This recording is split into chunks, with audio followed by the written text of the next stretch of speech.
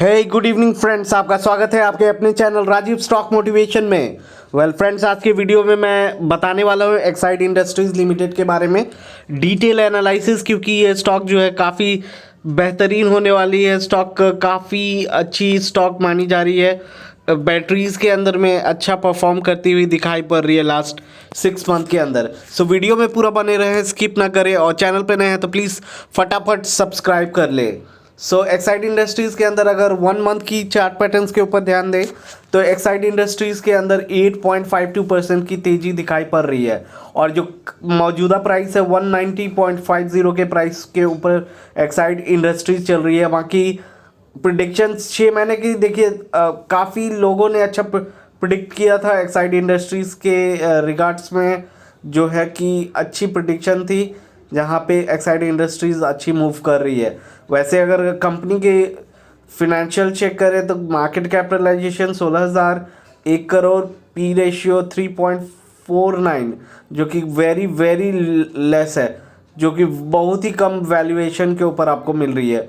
PB ratio 1.51, industry P है 40.420, तो काफ़ी लो वैल्यूएशन पे मिल रही है आपको ये particular stock at the moment.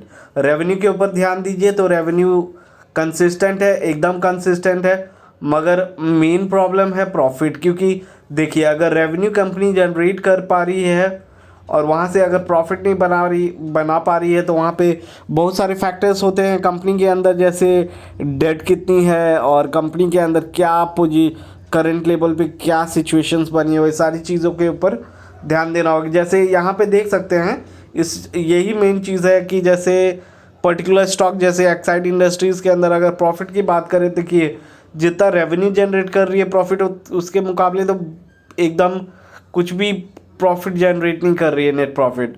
तो यहाँ पे ऊँट के मुंह में एकदम जीरा वाली बात हो जाती है।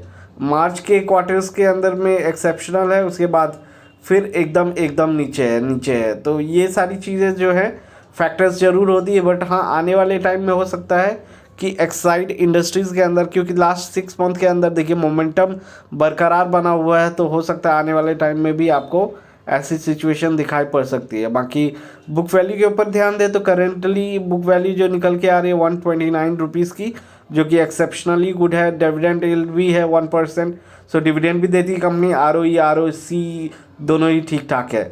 बाकी अगर प्राइस और वॉल्यूम के चार्ट के ऊपर नज़र डालें तो प्राइस देखिए, रीसेंट 6 महीने के मैंने बात की है, रीसेंट 6 महीने के अंदर में प्राइस और साथ ही साथ वॉल्यूम दोनों ही कंपनी के काफ़ी इंक्रीज़ करे हैं। वॉल्यूम के साथ साथ प्राइस भी बहुत इंक्रीज़ करी है, 190 को टच कर दिया है इसने रीसेंट टाइम्स के अंदर में। बाकी अगर क्वालिटी के ऊपर ध्यान दें तो देखिए क्वार्टर्स के नंबर्स, सेल्स के ऊपर देखिए 3,841 करोड़ की सेल्स के नंबर दिखाई पड़ रहे हैं। बाकी ऑपरेटिंग प्रॉफिट 431 दिखाई पड़ रही है। ऑपरेटिंग प्रॉफिट मार्जिन इंक्रीज़ होता हुआ दिखाई पड़ रहा है। ऑपरेटिंग प्रॉफिट मार्जिन परसेंटेज जो है 11% दिखाई पड़ रहा है। बाकी ध्यान देने वाली बात ये होगी कि सेल्स के नंबर्स जो हैं 2 क्वार्टर्स के अंदर काफ़ी इंक्रीज़ करे हैं प्रीवियस क्वार्टर्स के कंपैरिजन में।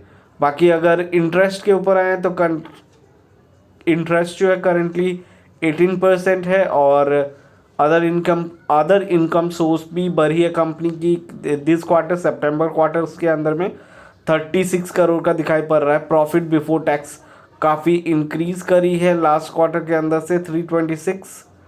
और बाकी अगर नेट प्रॉफिट के ऊपर आए तो net profit, that is profit after tax, 241 crore, जो कि प्रीवियस क्वार्टर से बहुत अच्छा तेज़ दिखाई पड़ रहा है। बाकी मार्च वाला जो क्वार्टर था वो एक्सेप्शनल था, जहाँ पे नेट प्रॉफिट लगभग 4,000 करोड़ के आसपास दिखाई पड़ रहे थे। अर्निंग पर शेयर्स के ऊपर अगर ध्यान दें तो कंपनी की earning per shares recent quarters के अंदर 2.84 रुपीज़ है। बाकी CAGR के ऊपर अगर नज़र डालें तो इस पर्टिकुलर स्टॉक की CAGR 1 ईयर के अंदर में डिसेंट दिखाई पड़ रही है। बाकी अगर कोई भी टाइम फ्रेम के ऊपर नज़र डालें तो कंपनी ने उतना अच्छा परफॉर्म नहीं करा है। 10 साल, 5 साल, 3 साल कुछ भी ऐसा परफॉर्मेंस नहीं है। जैसे कि रिटर्न ऑन इक्विटी अच्छी दिखाई पड़ रही है, बाकी स्टॉक में रिटर्न्स नहीं है, तो आने वाले टाइम्स में हो सकता है कि पिकअप मोमेंटम दिखाई पड़े।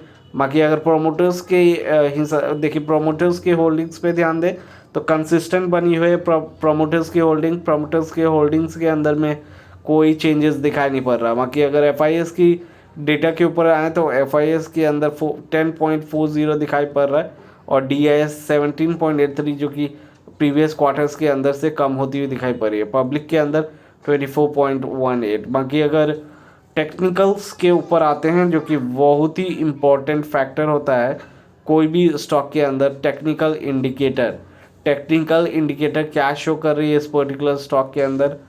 200 दिनों का मूविंग एवरेज अगर देखें तो कंपनी का 200 दिनों का मूविंग एवरेज जो निकल के आ रहा है 177.20 जो है सिंपल मूविंग एवरेज पे दिख रहा है और एक्सपोनेंशियल मूविंग एवरेज 178 के ऊपर से दिखाई पड़ रहा है। बाकी RSI के नंबर पे बाई की कॉल दिखाई पड़ रही है क्योंकि जैसे मैंने बताया लास्ट सिक्स मंथ्स के अंदर में काफ़ी सिचुएशंस इम्प्रूव करी हैं, कंपनी के नंबर्स के अंदर भी इम्प्रूवमेंट आई है और साथ ही साथ रिटर्न्स की प्रोफाइल भी अच्छी हुई है। तो RSI भी बाइंग के सिग्नल्स शो कर रहा है। 59.889 के वैल्यू पे RSI दिखाई पड़ रहा है। अगर MACD के ऊपर अगर नज़र डाले कि एक इम्पॉर्टेंट फैक्टर्स माना जाता है MACD, तो करेंटली MACD के ऊपर भी बाई की सिग्नल्स दिखाई पड़ रही है और वैल्यू जो निकल के आ रहा है 1.12।